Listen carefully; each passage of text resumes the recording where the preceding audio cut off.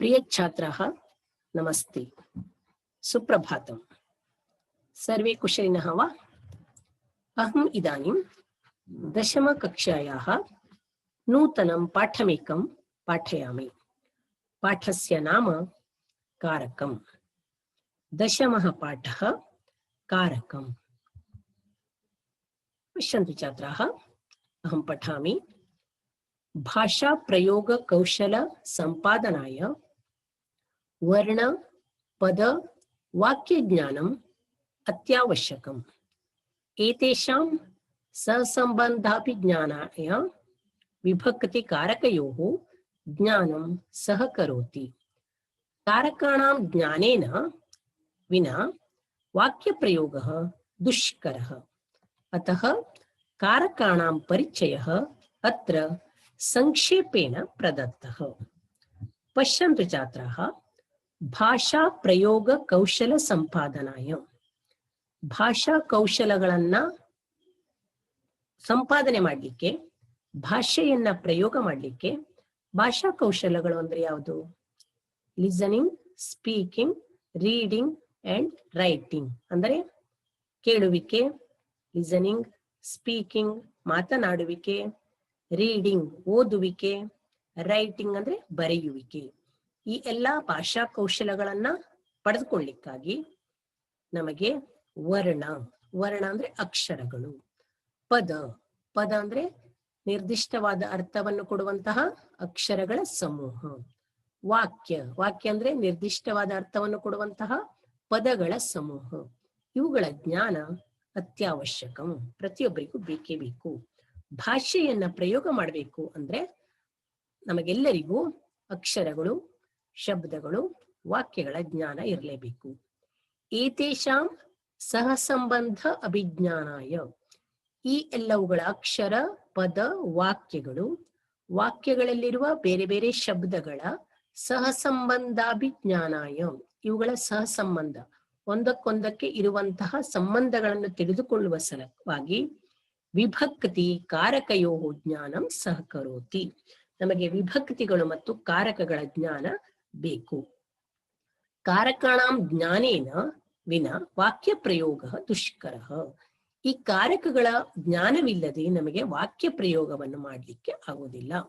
ನಾವು ನೋಡಿ, ಅವನು ಶಾಲೆಗೆ ಹೋಗುತ್ತಾನೆ, ನಾವು ಅವನು, ಶಾಲೆಯು, ಹೋಗು, ಅಲ್ಲಿ, ಹೀಗೆ ಕೆಲವೊಂದು ಶಬ್ದಗಳನ್ನ ಅದು ವಿಭಕ್ತಿಗಳ ಪ್ರಯೋಗವಿಲ್ಲದೆ ಅದನ್ನ ಬಳಸದೇ ಇದ್ರೆ ಅದು ಸರಿಯಾದ ವಾಕ್ಯ ಆಗುವುದಿಲ್ಲ. ಮತ್ತೆ ನಮಗೆ ಆ ಭಾಷಾ ಪ್ರಯೋಗ ಬೇರೆಯವರಿಗೆ ಅರ್ಥವನ್ನು ಕೊಡುವುದಿಲ್ಲ, ಅರ್ಥ ಆಗುವುದಿಲ್ಲ. ಅದಕ್ಕಾಗಿ ನಮಗೆ ಕಾರಕಾಣಾಂ ಪರಿಚಯ ಅತ್ಯವಶ್ಯಕ. ಈ ಕಾರಕಗಳ ಪರಿಚಯವನ್ನ ಅಸ್ಮಿನ್ ಪಾಠೆ ಸಂಕ್ಷೇಪೇಣ ಪ್ರದತ್ತ. ಈ ಕಾರಕಗಳ ಪರಿಚಯವನ್ನ ಈ ಪಾಠದಲ್ಲಿ ಸಂಕ್ಷಿಪ್ತವಾಗಿ ಕೊಡಲಾಗಿದೆ. ಕಾರಕ ಅಂದ್ರೆ ಏನು, ಯಾವ್ಯಾವ ಕಾರಕಗಳಿದ್ದಾವೆ, ಯಾವ್ಯಾವ ಕಾರಕಗಳು ಯಾವ್ಯಾವ ವಿಭಕ್ತಿಯಲ್ಲಿದ್ದಾವೆ, ಇದನ್ನೆಲ್ಲ ಈ ಪಾಠದಲ್ಲಿ ನಾವು ವಿವರವಾಗಿ ನೋಡೋಣ.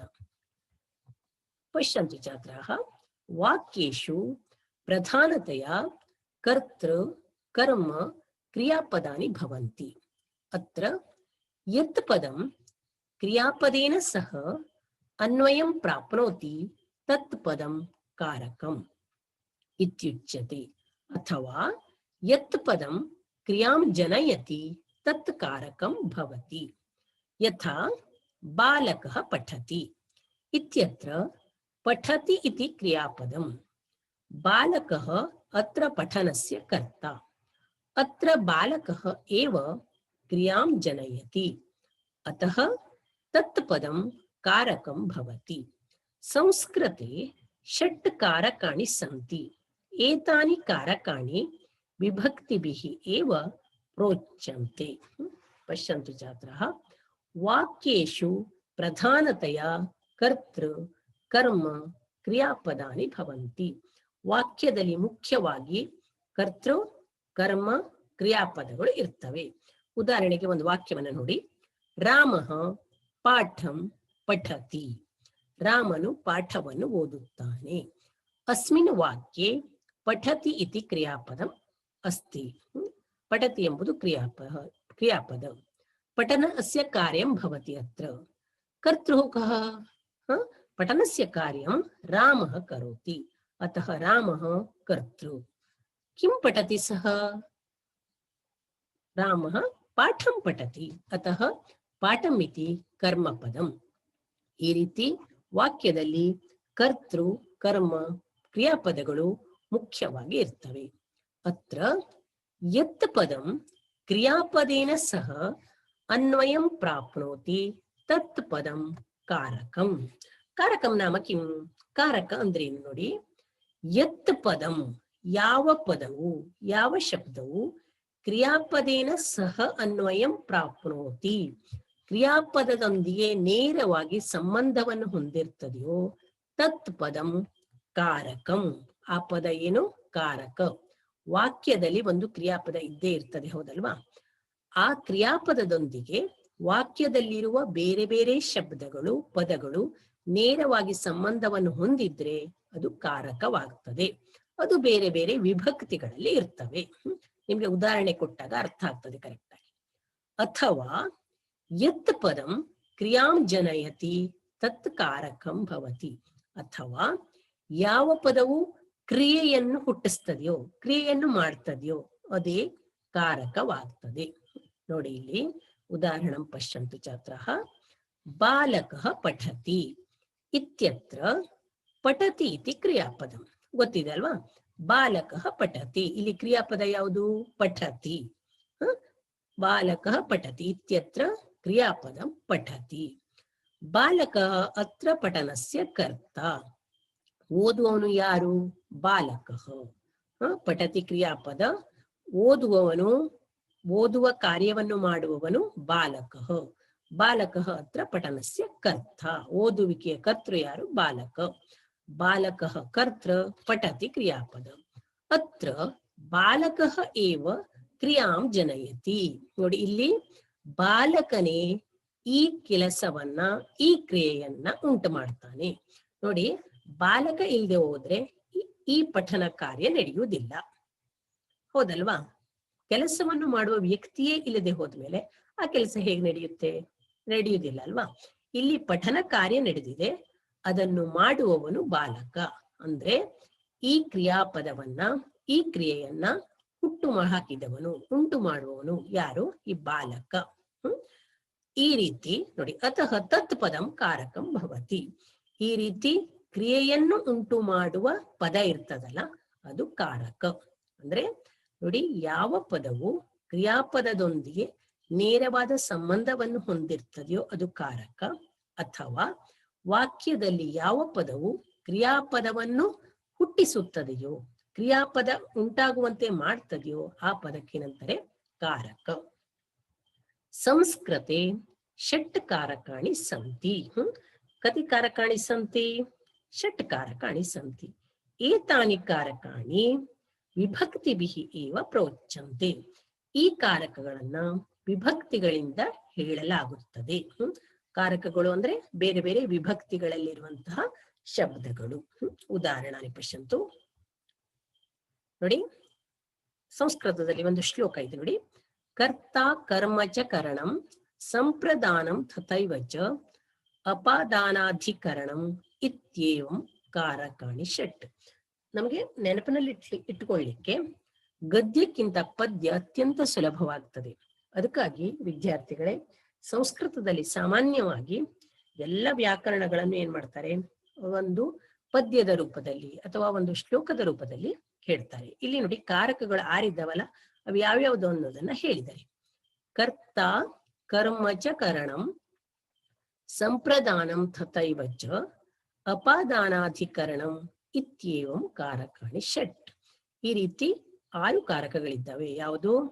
ಕರ್ತ ಕರ್ತೃಕಾರಕ, ಕರ್ಮ ಕರ್ಮಕಾರಕ, ಕರಣ ಕರಣಕಾರಕ, ಸಂಪ್ರದಾನ ಕಾರಕ, ಅಪಾದಾನ ಕಾರಕ, ಅಧಿಕರಣ ಕಾರಕ. ಈ ರೀತಿ ಕಾರಕಗಳು 6. ಕರ್ತೃಕಾರಕ, ಕರ್ಮಕಾರಕ, ಕರಣಕಾರಕ, ಸಂಪ್ರದಾನ ಕಾರಕ, ಹಾಗೆಯೇ ಅಪಾದಾನ ಮತ್ತು ಅಧಿಕರಣಕಾರಕ. ಈ ರೀತಿ ಸಂಸ್ಕೃತ ಭಾಷಾಯ ಷಟ್ ಕಾರಕಾಣಿ ಸಂತಿ. ತೇಕೆ ಅತ್ರ ಪಶ್ಯಂತು. ಕಾರಕಾಣಿ ವಿಭಕ್ತಯಃ ಉದಾಹರಣಾನಿ. ಯಾವ ಯಾವ ಕಾರಕಗಳಿದ್ದಾವೆ? ಈಗಾಗಲೇ ನೋಡಿದ್ರಿ 6 ಕಾರಕಗಳಿದ್ದಾವೆ. ಅವು ಯಾವ ಯಾವ ವಿಭಕ್ತಿಯಲ್ಲಿ ಇರ್ತವೆ, ಅವುಗಳಿಗೆ ಉದಾಹರಣೆಗಳು. ಮೊದಲನೆಯದು ನೋಡಿ, ಕರ್ತೃಕಾರಕಂ. ಅದು ವಿಭಕ್ತಿ ಪ್ರಥಮ ವಿಭಕ್ತಿಯಲ್ಲೂ ಇರ್ತದೆ, ಕೆಲವೊಂದ್ಸಲ ತೃತೀಯ ವಿಭಕ್ತಿಯಲ್ಲೂ ಇರ್ತದೆ, ಇನ್ನು ಕೆಲವೊಮ್ಮೆ ಷಷ್ಠಿ ವಿಭಕ್ತಿಯಲ್ಲೂ ಇರ್ತದೆ. ಪ್ರಥಮ, ತೃತೀಯ, ಷಷ್ಠಿ ವಿಭಕ್ತಿಯಲ್ಲಿ ಕರ್ತೃಕಾರಕ ಇರ್ತದೆ. ಅಂದ್ರೆ ಕರ್ತೃಕಾರಕ ಅಂದ್ರೆ ಯಾವ್ದಾದ್ರು ಒಂದು ಕೆಲಸ ನಡೀತದಲ್ಲ, ಅದನ್ನು ಯಾರು ಮಾಡ್ತಾರೆಯೋ ಅದು ಆ ಶಬ್ದ ಇರ್ತದಲ್ಲ, ಯಾರು ಮಾಡ್ತಾರೆ ಹೇಳುದು ಶಬ್ದ, ಅದೇ ಕರ್ತೃಕಾರಕ. ನೋಡಿ, ಪ್ರಥಮ ವಿಭಕ್ತಿಯಲ್ಲಿ ಇರುವಂತಹ ಉದಾಹರಣೆ ನೋಡಿ, ಬಾಲಕಃ ಪಠತಿ. ಪಠತಿ ಇತಿ ಕ್ರಿಯಾಪದಂ, ಕಹ ಪಠತಿ, ಬಾಲಕಃ ಪಠತಿ. ಇಲ್ಲಿ ಪಠನ ಕಾರ್ಯ ಆಗಿದೆ, ಆ ಕಾರ್ಯವನ್ನು ಮಾಡಿದವನು ಬಾಲಕ. ಅತಃ ಕರ್ತೃಕಾರಕ ಪ್ರಥಮ ವಿಭಕ್ತೌ ಅಸ್ತಿ. ಬಾಲಕಃ ಪಠತಿ. ನೋಡಿ, ಬಾಲಕಃ ಕಹ ಕಾರಕಂ ಅಂದ್ರೆ ನೀವೇನ್ ಬರಬೇಕು? ಕರ್ತೃಕಾರಕಂ. ಹಾಗೆಯೇ ಇದು ಕರ್ತರಿ ಪ್ರಯೋಗದಲ್ಲಿದೆ. ಇದನ್ನೇ ಕರ್ಮಣಿ ಪ್ರಯೋಗಕ್ಕೆ ಬದಲಾಯಿಸಿದಾಗ ಬಾಲಕೇನ ಪಠ್ಯತೆ, ಬಾಲಕನು ಓದುತ್ತಾನೆ, ಬಾಲಕನಿಂದ ಓದಲ್ಪಡುತ್ತದೆ. ಓದುವ ಕೆಲಸ ಆಗಿದೆ, ಅದು ಯಾರಿಂದ ಆಗಿದೆ? ಬಾಲಕನಿಂದನೇ ಆಗಿದೆ. ಆದ್ರೆ ವಿಭಕ್ತಿ ಮಾತ್ರ ಬದಲಾವಣೆ ಇರ್ತದೆ. ಕರ್ಮಣಿ ಪ್ರಯೋಗದಲ್ಲಿ ಕರ್ತೃ ತೃತೀಯ ವಿಭಕ್ತಿಯಲ್ಲಿ ಇರ್ತದೆ, ಬಾಲಕೇನ ಕೂಡ ಇದು ಕೂಡ ಕರ್ತೃಕಾರಕವೇ. ಬಾಲಕೇನ ಪಠ್ಯತೆ, ಪಠನ ಕಾರ್ಯವನ್ನ ಯಾವುದೇ ಕಾರ್ಯ ಇರಲಿ ಅಥವಾ ಯಾವುದೇ ಕ್ರಿಯೆ ಇರಲಿ, ಯಾರು ಮಾಡ್ತಾರೆಯೋ ಅದು ಕರ್ತೃಕಾರಕ. ಹಾಗೆ ಇನ್ನು ಕೆಲವೊಮ್ಮೆ ಷಷ್ಠಿ ವಿಭಕ್ತಿಯಲ್ಲೂ ಕೂಡ ಕರ್ತೃಕಾರಕ ಇರ್ತದೆ. ನೋಡಿ, ಬಾಲಕಸ್ಯ ಪಠನಂ, ಇಲ್ಲೂ ಕೂಡ ಓದುವಿಕೆಯ ಕಾರ್ಯ ಆಗಿದೆ, ಪಠನ ಕಾರ್ಯ ಆಗಿದೆ. ಯಾರ ಓದುವಿಕೆ? ಬಾಲಕಸ್ಯ ಓದುವಿಕೆ. ಬಾಲಕನ ಓದುವಿಕೆ ಅಂದ್ರೆ ಏನರ್ಥ? ಓದುವ ಕೆಲಸವನ್ನು ಮಾಡುವವನು ಬಾಲಕ. ಈ ರೀತಿ ಷಷ್ಠಿ ವಿಭಕ್ತಿಯಲ್ಲಿ ಇದ್ರೂ ಕೂಡ ನಿಜವಾಗಿಯೂ ಷಷ್ಠಿ ವಿಭಕ್ತಿಗೆ ಕಾರಕಗಳು ಇಲ್ಲ. ಯಾಕಂದ್ರೆ ಷಷ್ಠಿ ವಿಭಕ್ತಿಯ ಶಬ್ದಗಳು ಕ್ರಿಯಾಪದದೊಂದಿಗೆ ನೇರವಾಗಿ ಸಂಬಂಧವನ್ನು ಹೊಂದಿರುವುದಿಲ್ಲ. ಆದರೆ ಇಂಥ ಸಂದರ್ಭಗಳಲ್ಲಿ ಮಾತ್ರ ಷಷ್ಠಿ ವಿಭಕ್ತಿಗೂ ಕೂಡ ಕಾರಕ ಬರ್ತದೆ. ನೋಡಿ, ಕರ್ತೃಕಾರಕ 3 ವಿಭಕ್ತಿಗಳಲ್ಲಿ ಇರ್ತದೆ. ಬಾಲಕ ಪಠತಿ, ಬಾಲಕೇನ ಪಠ್ಯತೆ, ಬಾಲಕಸ್ಯ ಪಠನಂ. ನೀವು ಇಷ್ಟು ನೆನಪಿಟ್ಕೊಳ್ಳಿ. ಕರ್ತೃ ಅಂದ್ರೆ ಕ್ರಿಯೆಯನ್ನು, ಕೆಲಸವನ್ನು ಮಾಡುವಂತಹ ವ್ಯಕ್ತಿ. ಯಾವುದೋ ಒಂದು ಕೆಲಸ ನಡೆದಿರ್ತದೆ, ಅದು ಯಾರು ಮಾಡಿರ್ತಾರೆ, ಅದು ಪ್ರಥಮ ವಿಭಕ್ತಿಯಲ್ಲಿರ್ಲಿ, ತೃತೀಯ ವಿಭಕ್ತಿಯಲ್ಲಿರ್ಲಿ, ಷಷ್ಠಿ ವಿಭಕ್ತಿಯಲ್ಲಿರ್ಲಿ, ಆ ಕೆಲಸ ಮಾಡುವ ವ್ಯಕ್ತಿ ಇದ್ರೆ ಅದು ಕರ್ತೃಕಾರಕ. ಈಗ ನೆಕ್ಸ್ಟ್ 2ನೇ ಕಾರಕ ನೋಡಿ, ಕರ್ಮಕಾರಕ. ಇಲ್ಲೂ ಕೂಡ ಕ್ರಿಯಾಪದ ಇರ್ತದೆ. ಆ ಕ್ರಿಯೆ ಯಾವ ಕ್ರಿಯೆ ಆಗಿರ್ತದೆ ಅದನ್ನು ನೋಡ್ಲಿಕ್ಕೆ ಕರ್ಮಕಾರಕ. ನೋಡಿ, ದ್ವಿತೀಯ ವಿಭಕ್ತಿಯಲ್ಲಿ ಇರ್ತದೆ. ಶ್ಲೋಕಂ ಲಿಖತಿ. ಇಲ್ಲಿ ಲೇಖನ ಕಾರ್ಯ ಆಗಿದೆ. ಏನನ್ನು ಬರೆಯಲಾಗಿದೆ? ಶ್ಲೋಕವನ್ನು ಬರೆಯಲಾಗಿದೆ. ಅದಕ್ಕಾಗಿ ಇಲ್ಲಿ ಇದು ಕೂಡ ಕರ್ತರಿ ವಿಭಕ್ತಿಯಲ್ಲಿದೆ, ಕರ್ತರಿ ಪ್ರಯೋಗದಲ್ಲಿದೆ. ಕರ್ತರಿ ವಿಭಕ್ತಿ ಅಲ್ಲ, ಕರ್ತರಿ ಪ್ರಯೋಗ. ಕರ್ತರಿ ಪ್ರಯೋಗದಲ್ಲಿ ಕರ್ಮಪದ ದ್ವಿತೀಯ ವಿಭಕ್ತಿಯಲ್ಲಿ ಇರ್ತದೆ. ಶ್ಲೋಕಂ ಲಿಖತಿ, ರಾಮ ಶ್ಲೋಕಂ ಲಿಖತಿ, ಸೀತಾ ಶ್ಲೋಕಂ ಲಿಖತಿ ಏವ. ಇದು ದ್ವಿತೀಯ ವಿಭಕ್ತಿಯಲ್ಲಿದೆ, ಇದು ಕರ್ಮಕಾರಕ. ಇನ್ನು ಕರ್ಮಣಿ ಪ್ರಯೋಗದಲ್ಲಿ ಆದ್ರೆ ಕರ್ಮಪದ ಪ್ರಥಮ ವಿಭಕ್ತಿಯಲ್ಲಿ ಇರ್ತದೆ. ಶ್ಲೋಕಃ ಲಿಖ್ಯತೆ, ಶ್ಲೋಕವು ಬರೆಯಲ್ಪಡುತ್ತದೆ. ಇಲ್ಲಿ ಬರೆಯುವ ಕ್ರಿಯೆಯೇ ಆಗಿದೆ. ಏನನ್ನು ಬರೀತಿದ್ದಾರೆ? ಶ್ಲೋಕವನ್ನೇ ಬರೀತಿದ್ದಾರೆ. ಶ್ಲೋಕವು ಬರೆಯಲ್ಪಡುತ್ತದೆ. ಇಲ್ಲಿ ಶ್ಲೋಕವು ಪ್ರಥಮ ವಿಭಕ್ತಿಯಲ್ಲಿ ಇದ್ರೂ ಕೂಡ ಅದು ಕರ್ಮಕಾರಕ. ಹಾಗೆ ಕೆಲವೊಮ್ಮೆ ಷಷ್ಠಿ ವಿಭಕ್ತಿಯಲ್ಲಿ ಕೂಡ ಇರ್ತದೆ. ನೋಡಿ, ಇಲ್ಲಿ ಷಷ್ಠಿ ವಿಭಕ್ತಿ ಇಲ್ಲೂ ಬರ್ತದೆ, ಇಲ್ಲೂ ಬರ್ತದೆ. ಆದ್ರೆ ನೀವು ಅದರ ಅರ್ಥವನ್ನು ನೋಡ್ಕೊಂಡು ಅದು ಯಾವ ಕಾರಕ ಅಂತ ತಿಳ್ಕೊಳ್ಬೇಕು. ನೋಡಿ, ಷಷ್ಠಿ ವಿಭಕ್ತಿಯಲ್ಲಿ ಶ್ಲೋಕಸ್ಯ ಲೇಖನಂ.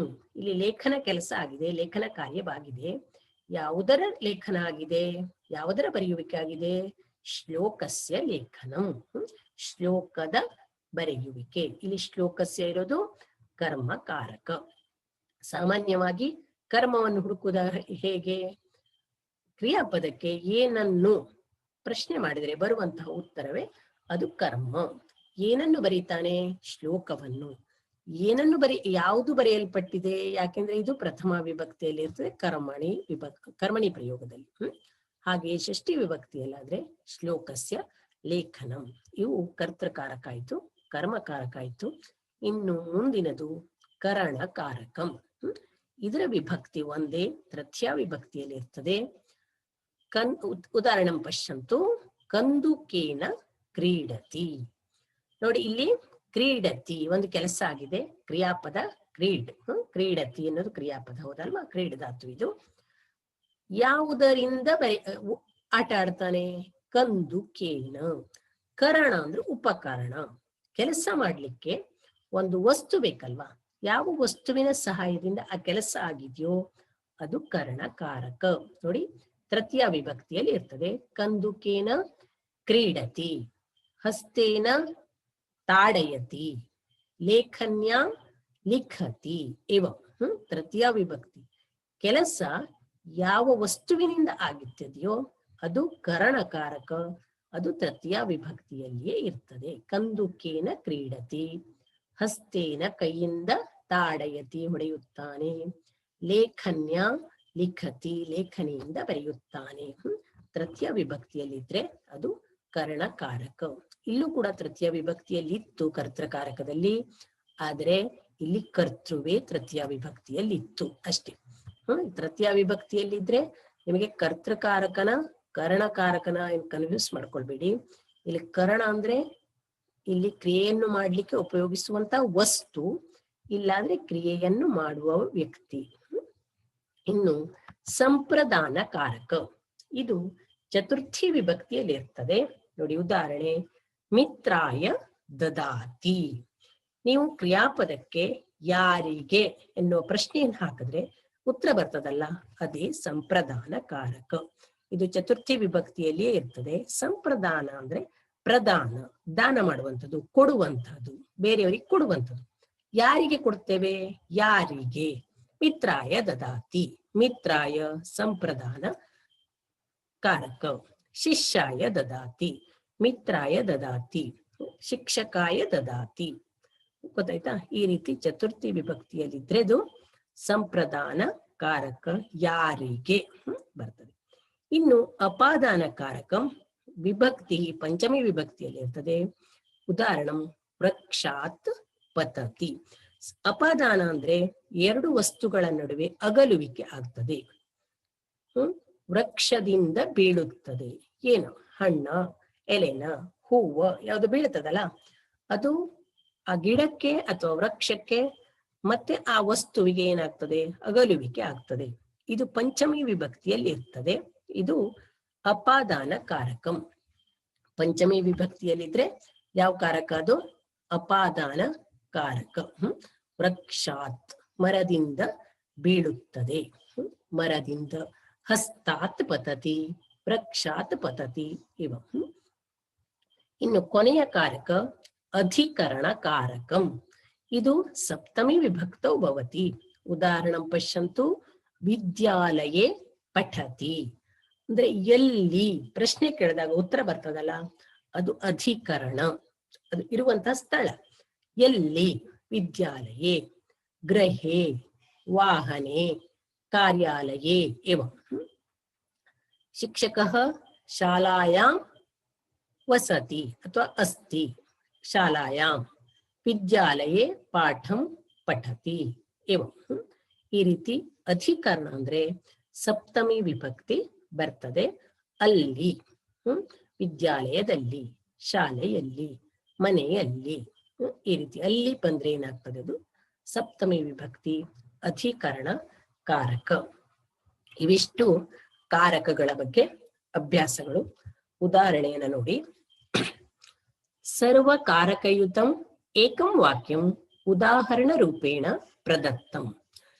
ಎಲ್ಲ ಕಾರಕಗಳು ಇರುವಂತಹ ಒಂದು ವಾಕ್ಯವನ್ನ ಇಲ್ಲಿ ಉದಾಹರಣೆ ರೂಪದಲ್ಲಿ ನಿಮಗೆ ಕೊಟ್ಟಿದ್ದಾರೆ. ತದ್ಯತ ಯಾವುದೆಂದ್ರೆ ನೋಡಿ. ರಮೇಶ ಪುಸ್ತಕಂ ಹಸ್ತೇನ ಮಿತ್ರಾಯ ಸ್ಯೂತಾತ್ ವಿದ್ಯಾಲಯೇ ದದಾತಿ. ಎಷ್ಟು ಉದ್ದ ವಾಕ್ಯವಿದೆ, ಇದರಲ್ಲಿ ಎಲ್ಲ ಕಾರಕಗಳು ಇದ್ದಾವೆ. ಇಲ್ಲಿ ಕ್ರಿಯಾಪದಗಳು ನೋಡಿ. ಯಾವುದು? ದದಾತಿ, ಹೌದಲ್ವಾ? ದದಾತಿ ಕೊಡುತ್ತಾನೆ. ಇದಕ್ಕೆ ಒಂದೊಂದೇ ಪ್ರಶ್ನೆಗಳನ್ನು ಕೇಳ್ತಾ ಹೋಗುವ. ಕಹ ದದಾತಿ, ರಮೇಶ ದದಾತಿ. ಇಲ್ಲಿ ಕೊಡುವ ಕೆಲಸ ಆಗ್ತಾ ಇದೆ. ಯಾರು ಕೊಡ್ತಾ ಇದ್ದಾರೆ? ರಮೇಶ. ರಮೇಶ ಕೊಡ್ತಾ ಇದ್ದಾನೆ ಅಂದ್ರೆ ಆ ಕೊಡುವ ಕೆಲಸ ಮಾಡುವವನು ರಮೇಶ. ಅತಃ ರಮೇಶ ಇತಿ ಕರ್ತೃಕಾರಕಂ. ರಮೇಶ ಅನ್ನೋದು ಕರ್ತೃಕಾರಕ. ರಮೇಶ ಕಿಂ ದದಾತಿ. ರಮೇಶ ಏನನ್ನು ಕೊಡ್ತಾನೆ? ರಮೇಶ ಪುಸ್ತಕಂ ದದಾತಿ. ರಮೇಶ ಪುಸ್ತಕವನ್ನು ಕೊಡ್ತಾನೆ. ಪುಸ್ತಕಂ ಎನ್ನುವುದು ಕರ್ಮಕಾರಕ. ರಮೇಶ ಪುಸ್ತಕಂ ಕೇನ ದದಾತಿ. ರಮೇಶ ಪುಸ್ತಕವನ್ನು ಯಾವುದರಿಂದ ಕೊಡ್ತಾನೆ? ರಮೇಶ ಪುಸ್ತಕಂ ಹಸ್ತೇನ ದದಾತಿ. ರಮೇಶ ಪುಸ್ತಕವನ್ನ ಕೈಯಿಂದ. ಅವನು ಕೊಡುವಂತಹ ಪುಸ್ತಕ ಯಾವುದ್ರ ಮೂಲಕ ಕೊಡ್ತಾನೆ? ಕೈಯಿಂದ. ಅದೊಂದು ಕರಣ, ಅದಕ್ಕಾಗಿ ಇದು ಕರಣಕಾರಕ. ರಮೇಶ ಪುಸ್ತಕಂ ಹಸ್ತೇನ ಕಸ್ಮೈ ದದಾತಿ. ರಮೇಶ ಪುಸ್ತಕವನ್ನ ಕೈಯಿಂದ ಯಾರಿಗೆ ಕೊಡ್ತಾನೆ? ಕಸ್ಮೈ ದದಾತಿ ಮಿತ್ರಾಯ ದದಾತಿ. ಮಿತ್ರಾಯ ಚತುರ್ಥಿ ವಿಭಕ್ತ ಅಸ್ತಿ ಕಿಲ. ಯಾರಿಗೆ ಕೊಡ್ತಾನೆ? ಯಾರಿಗೆ ಕೊಡ್ತಾನೆ ಅವನು? ಅದ್ಯಾವುದು? ಸಂಪ್ರದಾನ ಕಾರಕ. ರಮೇಶ ಪುಸ್ತಕಂ ಹಸ್ತೇನ ಮಿತ್ರಾಯ ಕಸ್ಮಾತ್ ದದಾತಿ.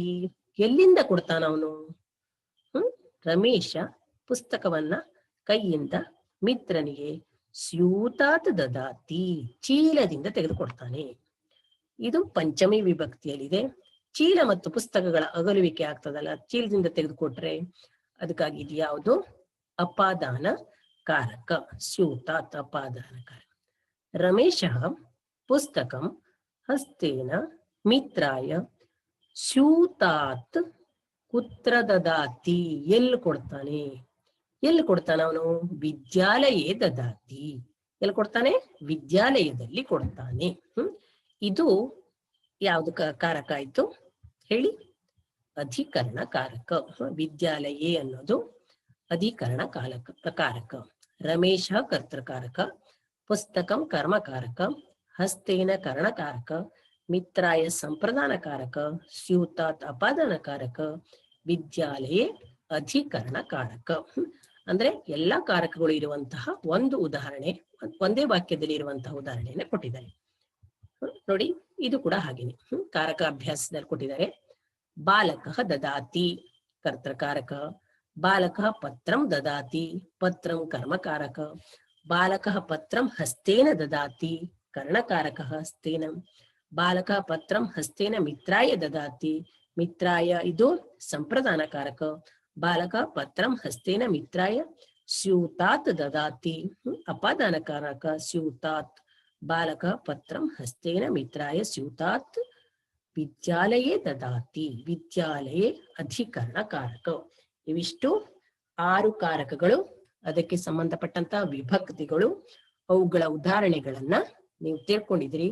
ನಿಮ್ಗೆ ಅರ್ಥ ಆಯ್ತು ಅಂತ ಅಂದ್ಕೊಂಡಿದ್ದೇನೆ. ಅರ್ಥ ಆಗದೆ ಹೋದ್ರೆ ಇನ್ನೊಂದ್ಸಲ ಕೇಳಿ. ಈಗ ನೋಡಿ ವಿದ್ಯಾರ್ಥಿಗಳೇ, ಅಭ್ಯಾಸವನ್ನ ನೋಡೋಣ. ಅಸ್ಯ ಪಾಠಸ್ಯ ಅಭ್ಯಾಸಂ ಪಶ್ಯಂತು ಛಾತ್ರಾಃ. ಅಭ್ಯಾಸಃ ಅಧಸ್ತನ ವಾಕ್ಯೇಷು ವಿದ್ಯಮಾನಾನಿ ಕಾರಕಾಣಿ ಲಿಖತ. ಈ ಕೆಳಗಿನ ವಾಕ್ಯಗಳಲ್ಲಿ ಇರುವಂತಹ ಕಾರಕಗಳನ್ನ ಬರೆಯಿರಿ. ಮೊದಲನೇ ಪ್ರಶ್ನೆ, ಛಾತ್ರಃ ಪಾಠಂ ಪಠತಿ. ನೋಡಿ ವಿದ್ಯಾರ್ಥಿಗಳೇ, ಇಲ್ಲಿ ಛಾತ್ರಃ ಅನ್ನುವಂತ ಒಂದು ಶಬ್ದ, ಪಾಠಂ ಅನ್ನುವಂತ ಇನ್ನೊಂದು ಶಬ್ದ, ಪಠತಿ ಅನ್ನುವಂತಹ ಇನ್ನೊಂದು ಶಬ್ದ, ಒಟ್ಟು 3 ಶಬ್ದಗಳಿದ್ದಾವೆ. ಇದರಲ್ಲಿ ಪಠತಿ ಅನ್ನೋದೇನು? ಕ್ರಿಯಾಪದ. ಅದು ಕಾರಕ ಅಲ್ಲ, ಕ್ರಿಯಾಪದ. ಅದು ಕ್ರಿಯಾಪದದ ಜೊತೆಗೆ ಇವೆರಡು ಶಬ್ದಗಳು ನೇರವಾದ ಸಂಬಂಧವನ್ನು ಹೊಂದಿದ್ದಾವೆ. ಅವು ಯಾವ ಕಾರಕಗಳು ಅಂದ್ಬಿಟ್ರಾಯ್ತು. ಛಾತ್ರಃ ಪಠನ ಕಾರ್ಯ ಮಾಡೋನು ಯಾರು? ಛಾತ್ರಃ ಕರ್ತೃಕಾರಕಂ, ಪಾಠಂ ಕರ್ಮಕಾರಕಂ. ಅರ್ಥ ಆಗಿದೆಯಲ್ವಾ ನಿಮ್ಗೆ? ಛಾತ್ರಃ ಕರ್ತೃಕಾರಕಂ, ಪಾಠಂ ಕರ್ಮಕಾರಕಂ. ನೋಡಿ ಎರಡನೇ ನೋಡಿ, ಪುತ್ರಾಯ ಜನಕಃ ಧನಂ ದದಾತಿ. ಇಲ್ಲೂ ಕೂಡ ಏನು? ದದಾತಿ ಕ್ರಿಯಾಪದ. ಕ್ರಿಯಾಪದವನ್ನು ಬಿಟ್ಟು ಏನಾಗಿದೆ? ಮತ್ತೆ 3 ಶಬ್ದಗಳಿದ್ದಾವೆ, ಹೌದಲ್ವಾ? ಈಗ ನೋಡಿ, ಪುತ್ರಾಯ ಸಂಪ್ರದಾನ ಕಾರಕಂ. ಯಾರಿಗೆ? ಪುತ್ರನಿಗೆ.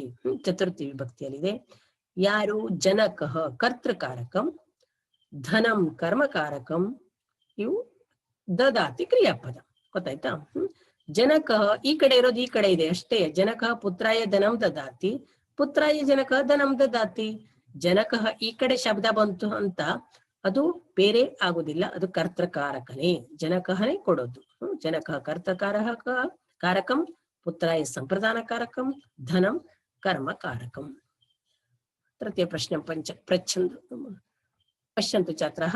ಗೃಹೇ ಭೋಜನಂ ಖಾದಾಮಃ. ಗೃಹೇ ಮನೆಯಲ್ಲಿ ಅಧಿಕರಣಕಾರಕಂ, ಭೋಜನಂ ಕರ್ಮಕಾರಕಂ. ಸಾ ಪತ್ರಂ ಲೇಖನ್ಯಾ ಲಿಖತಿ. ಸಾ ಕರ್ತೃಕಾರಕ, ಲೇಖನ ಕಾರ್ಯ ಮಾಡೋದು ಯಾರು? ಸಾ ಅವಳು. ಪತ್ರಂ ಕಿಂ ಲಿಖತಿ? ಸಾ ಪತ್ರಂ ಲಿಖತಿ ಕರ್ಮಕಾರಕಂ. ಲೇಖನ್ಯ ಯಾವುದರ ಸಹಾಯದಿಂದ ಬರೀತಿದ್ದಾಳೆ? ಲೇಖನ್ಯ ಕರಣಕಾರಕಂ. ತಥೈವ ಹಸ್ತಾತ್ ಸುಧಾಖಂಡಃ ಪತತಿ. ಹಸ್ತಾತ್ ಇದು ಅಪಾದಾನಕಾರಕ. ಏನ್ ಬಿತ್ತು? ಸುಧಾಖಂಡ ಬಿತ್ತು. ಸುಧಾಖಂಡಃ ಕರ್ತೃಕಾರಕಂ. ಇವಿಷ್ಟು ಈ ಪಾಠದ ಮೊದಲನೇ ಪ್ರಶ್ನೆ. ಆನಂತರ ಎರಡನೇ ಪ್ರಶ್ನೆ ನೋಡಿ.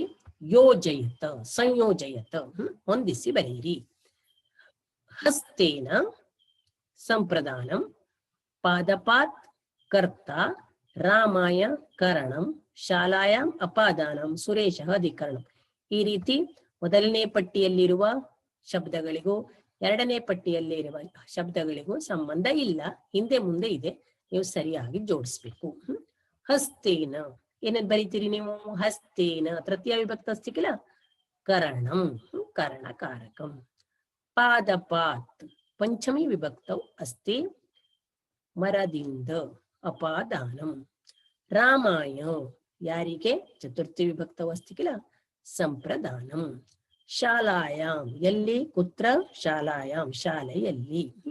ಸಪ್ತಮಿ ವಿಭಕ್ತವು ಅಸ್ತಿ, ಅಧಿಕರಣಂ. ಸುರೇಶಃ ಸುರೇಶನು ಪ್ರಥಮ ವಿಭಕ್ತವು ಅಸ್ತಿ, ಕೆಲಸ ಮಾಡುವನು ಅವರೇ, ಅತಃ ಸುರೇಶಃ ಕರ್ತ. ಇವಿಷ್ಟು ಈ ಕಾರಕ ಪಾಠಕ್ಕೆ ಸಂಬಂಧಪಟ್ಟ ಹಾಗೆ ಪ್ರಶ್ನೋತ್ತರಗಳು. ಈಗ ಪಾಠವನ್ನು ಮಾಡಿದ್ದೇನೆ, ಪ್ರಶ್ನೋತ್ತರವನ್ನು ಮಾಡಿದ್ದೇನೆ.